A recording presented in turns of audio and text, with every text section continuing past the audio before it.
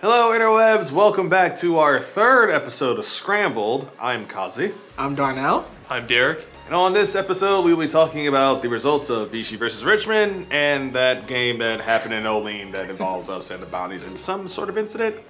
So let's get started. Let us start with VCU versus Richmond. It was another Capital City Classic. VCU once again defeated the Spiders 81-74. 4 Rams in double figures. Same old since VCU has beaten the Richmond Spiders for the 4th time in a row. Are you surprised by this? Thoughts? Outtakes? Hashtags? Anything? Not really. I mean, at home, close game it was exactly as advertised. Rivalry game, rock fight, both teams lead changing throughout the game. Richmond was thoroughly leading most of it, even though VCU, they chipped in and especially took the lead, but it was just back and forth. It was exactly what you expected out of a rivalry game, and it's been basically the story of the game for the last 4 games, as you mentioned. Close matchups, VCU wins. Nothing to be surprised at. Good game, all-around game, and definitely helps. It was a very entertaining game. I don't know if I'd call it a rock fight. It was 81-74. VCU didn't shoot very well. Richmond didn't shoot that well either, but we kind of had some volume shooters going on. That was Chandre Jones ended up with, 30 points? Yep, 30 where the points. Spiders hit a few threes. In 39 minutes. Looked like Kendall Anthony.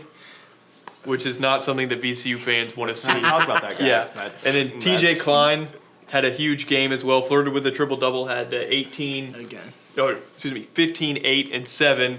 Huge game for him. I think that was a key for VCU. You wanted to hold him under 19, 20 points, but he showed TJ something that I guess we all knew, that he's an excellent distributor and he makes his team better by dishing out the ball when we key on him. And then a guy like DeMonte Buckingham, who's going to be a great player to watch in this VCU Richmond rivalry over the next 3-4 years. I was a fan. I'm sorry, my bad. He had an excellent game as well.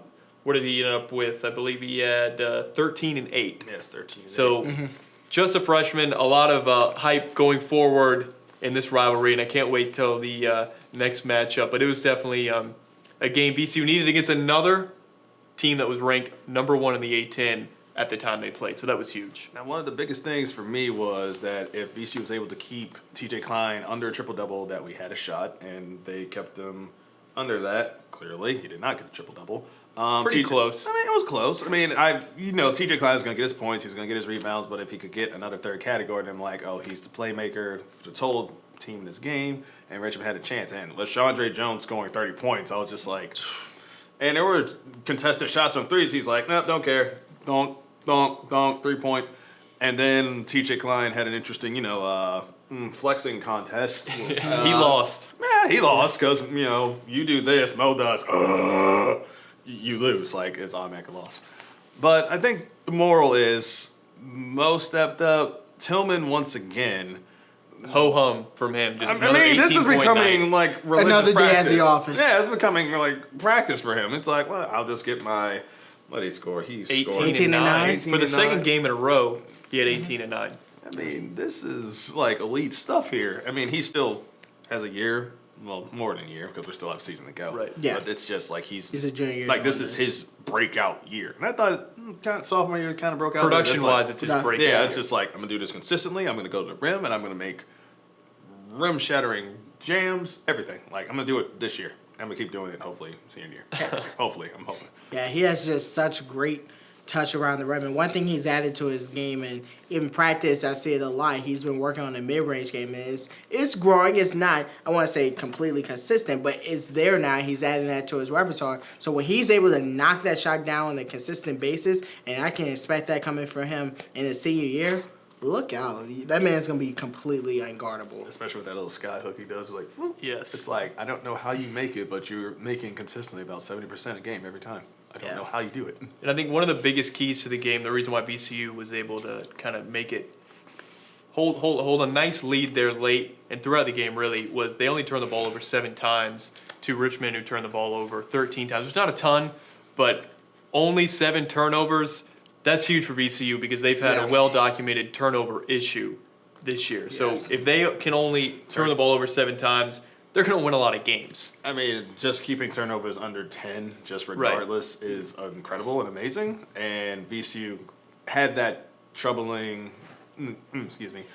had trouble dealing with that. You know, he had like 13 and 14, and one thing they almost got up to 18. And then you saw glimpses like, oh, they got it down to single digits. That's great. And then you're like, oh, you can get it down to 6. Mm-hmm. Oh, you can get it down to 5. I'm like, so you can do it. It's just, you just got to go against different teams with different defensive schemes, man-to-man, zone defense. Now that we're playing it, now we got more practice playing it and all that other good stuff. So it's now becoming, we just get under 12. That's a target number, you know. All teams turnovers. All teams make turnovers. Ooh, blah, blah, blah, blah. But, you know. Yeah, tongue-tied there. But Richmond, defense... Okay, keep that tongue in your mouth, okay? Just stop it. Okay. But going back to Richmond, defensively, they're a solid team, but they're not physically imposing by any stretch of imagination. They're small, too. Yeah, they couldn't And they're compare small, to too. ours. Especially, like, for us, down low, we can bully our way in the paint. We can play bully ball with them. I mean, TJ Klein is the only guy that can present some problems size-wise for VCU. When you're going up against Hobby, Tillman, and Mo, but you have TJ Klein. They have another guy, but he doesn't get much playing time. They pretty much play a small lineup. Yes, they do. VCU can easily just go down low, as my man Shaq would say, barbecue chicken. Give it to the big man, let him dominate. They've done it the last few games. So that was terrible. Wraps up a 3-game stretch for VCU, a 3-home game stretch for VCU, where they played the number 1 team in the A-10.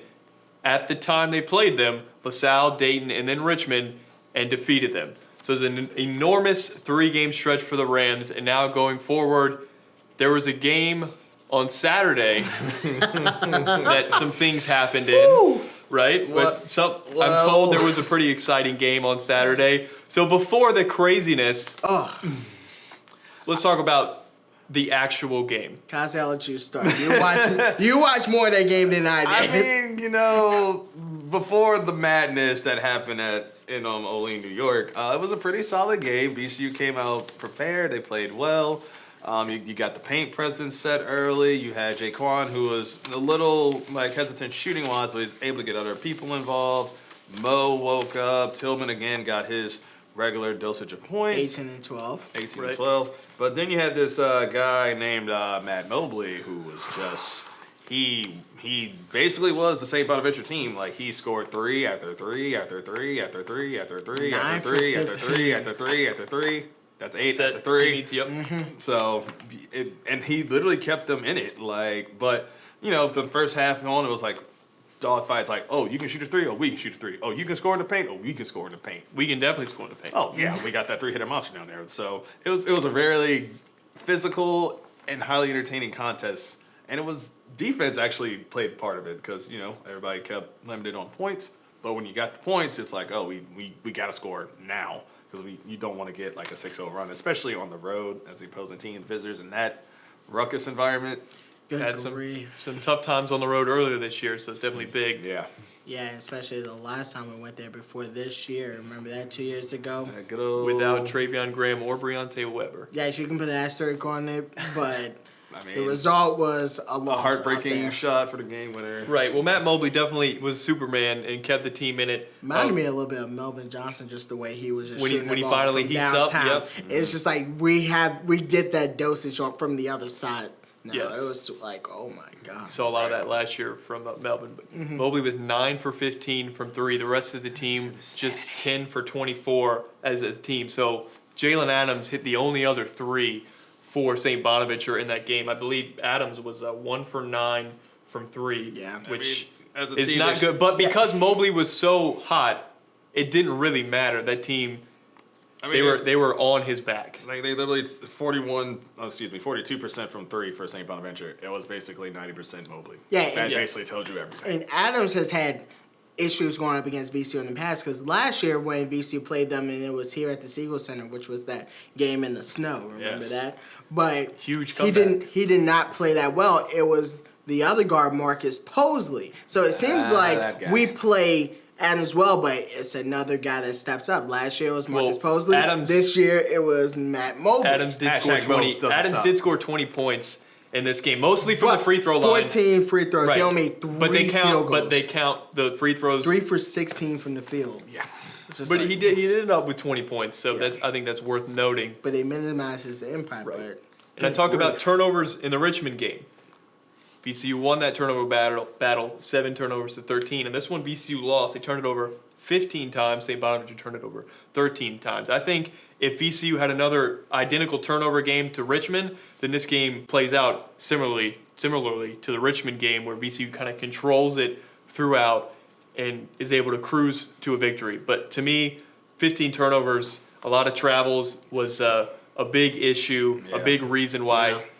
Matt Mobley was able to keep his team in it. Yes. Especially those last couple of minutes where Matt Mobley hit that 3-point and Bonaventure got stops that ultimately sent the game into overtime. But there Kazie, I was want you to take over this part right here. You were at Baja being for that game around a bunch of VCU fans. I just want you to explain the vibe of that restaurant in the moment. okay, so And you can tell me how you felt too. all right, so I'm just gonna focus on the camera this one. So it was a good vibe. We were thinking, all right, we got this. It's like 3 seconds left. They got an inbound play. They get the inbound, and then you see Mobley in the corner for the corner 3. He jacks it up. He makes it, and I'm warning you now. The first thing that came to my mind, I was like, oh, you mother... Like, that basically came in my mind. Silence, anger, like any negative emotion that you could feel in the moment, right there at that point in Maybe time. some hatred. Oh yeah, like angry. I'm not a very Deja hateful vu person. I too? love everybody, but and then you see on the screen like, oh, pandemonium, people storming the court, and I'm like, at the same time, like in the back of my mind, I'm really angry right now. In the back of my mind, I'm like, there was 0.4 seconds left, like you can see it on the shot clock. very And you clearly saw it on time the lower left on third the of the clock. scoreboard. I'm like, there's 0.4 seconds left. And then this is after the game, you saw like images and angles from every angle. You see Doug Brooks clearly getting the ball from the security guard, going inbound, throwing the ball in, and people still on the court, and you just see Doug like, hey, and I'm like, what's going on? And then you just see that moment, and you're like, that has to be a technical. It has Something, to be. one of those something. things. There was something going down. You cannot play basketball in the middle of the field with 55,000 people in it trying to score a basket. There has to be some sort of technical violation here. Right, something had to have happened. That's exactly what I was thinking after all the pandemonium. When he hit it, very similar emotions to what I'm sure everyone at Baja, I was feeling those as well. And then when all the people started to storm in the court, but the issue was that the bench came on the court first. Correct. And the security guard picked the ball up, and that's when Doug, very heads up play, grabbed the ball, threw it on to the court, and that's when time expired once the ball was inbound. And so the fans didn't come on to the court until Yeah, they when saw everyone their thought the game was officially over. yeah, they saw their bench when the players, they fans saw their came on the coach court, just right. celebrating. They're like, "Oh, we can go in now." I mean, Yeah. Now, first off, I don't know why you would, storm the court against your conference rival. Well, I mean, they're not rival. They're not a rival, but it's conference. You can member. storm the court against a conference member, but it not, also shows unless they're like undefeated and But it ranked. also right, shows but the not level of in our prestige situation. VCU is at right now, being the top dog in the A10. Yeah. But we'll get to that in a minute. But back to the game, it's like, and then you go like, oh, you get a one-shot technical, and literally went from, oh my God, this is a gift from God. in that moment, who did you think? Who did you want to take the shot? Jaquan. That's what you were thinking? Yeah, I was Easy like, choice. there's no other I mean, it's choice. easy to sit back and say it now that I want Jaquan to take the shot, but he's who I would have picked Yes. as well off the bench. And just ice water in his veins, just like, do. Like, it was basically Jaquan Lewis versus everybody in that arena. Who's like, That's a and- big legend-building moment for me, Right. for Jaquan. For his entire career, I think VCU fans will remember that shot, that moment, more than anything else. Well, we'll see what happens the rest of the way, but right now it's just a 1 point, but it's such a huge point. yes, especially winning 83-77 in overtime thanks to a court storm. And I never Kazie, thought and I want to reference this. Since me and you are the professional wrestling fans of this show, right? It's still real to me, damn it. All right. You're right. But let's rewind 20 years, 1997, Montreal Screwjob. You remember that? Oh, jeez. Okay. You remember the night after, the Monday Night Raw after, Jim Ross was interviewing Vince McMahon and talking about Bret Hart. You remember the infamous quote, Bret screwed Bret, Bonaventure screwed St. Bonaventure.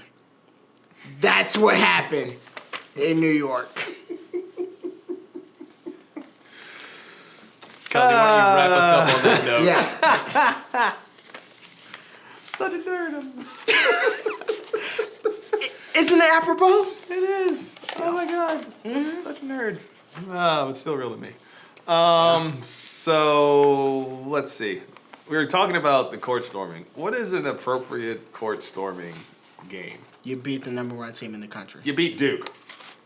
Well, I think there's more. UNC, if they beat nuance. Duke, it's just another day at the offense. But I think number 1 Well, team. in their UNC. But yeah.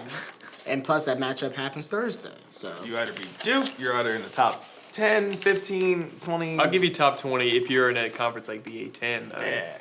But VCU fans, we wouldn't know about that because I don't think We we've stormed rushed the court appropriately. The last time I believe VCU fans rushed the court was Oklahoma back in like 2007 or 2008 And they when were ranked, and then Capel came went back. Yes, but that's the last time. And we've had opportunities.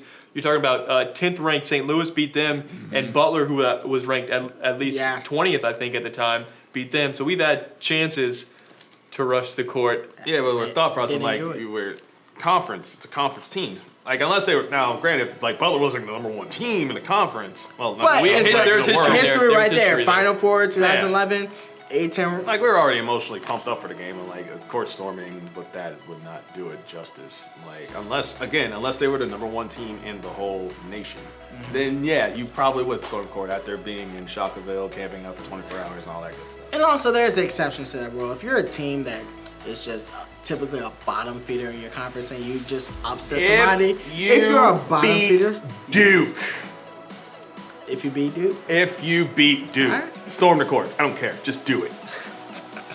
I think there's more opportunities to do it there. But Kazie, why don't we wrap it up on that note? All right, so this was the 3rd episode of scRAMble. Somehow we're not canceled yet, and we're still doing this video stuff here. For more information, you can like us on Facebook on VCU Sports, follow us on Twitter at VCU Sports, like our images, like our 30-second videos, like all of our beautiful imagery and stuff on Instagram at VCU Sports RVA. You can also follow our personal Twitter accounts. I am on Twitter at Chateau Kazie. I like Darnell. And at Derek Marion. Oh my God, you remember your handle this time? Oh my gosh, that was an outtake, okay? I screwed up once, okay? Once. Yes. That was once, okay? All right. I'm not perfect, damn it.